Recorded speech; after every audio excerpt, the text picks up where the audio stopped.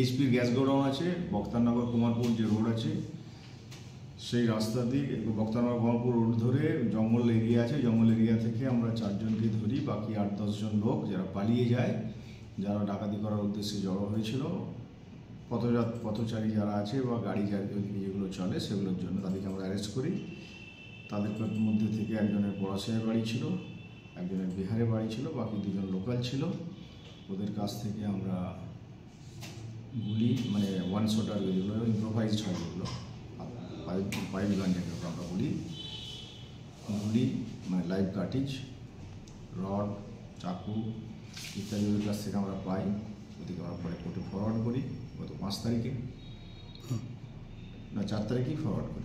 রাত্রে মানে 5 তারিখে রাত্রে বল্লভপুরে যে আছে আমাদের দামোদর নদীর যে চর আছে, যে রাস্তাগুলো বালি ট্রাক্টর বাইয়ে যে রাস্তাতে চড়ে, ওই যে জঙ্গল এলাকা আছে ওই এলাকা থেকে আমরা 4 জনকে ধরি। ওদের কাছ থেকে ওই স্ট্যান্ডসার ব্লেড থেকে শুরু করে স্টিলের লাঠি, রড, চাকু, দড়ি ইত্যাদি আমরা পাই। ওদেরকে আজকে কোর্টে ফরওয়ার্ড করা হচ্ছে। কোথাকার বাসিন্দা?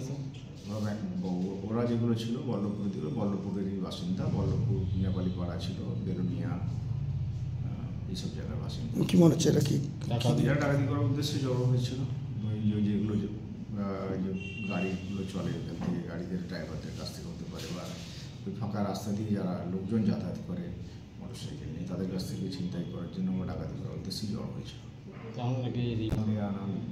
প্রয়োজন হচ্ছে না, কারণ আমরা ওদের নামগুলো যারা বাকি যারা ছিল সেগুলো আমরা পেয়েছি, ওদিকে আস্তে আস্তে আমরা অ্যারেস্ট করব।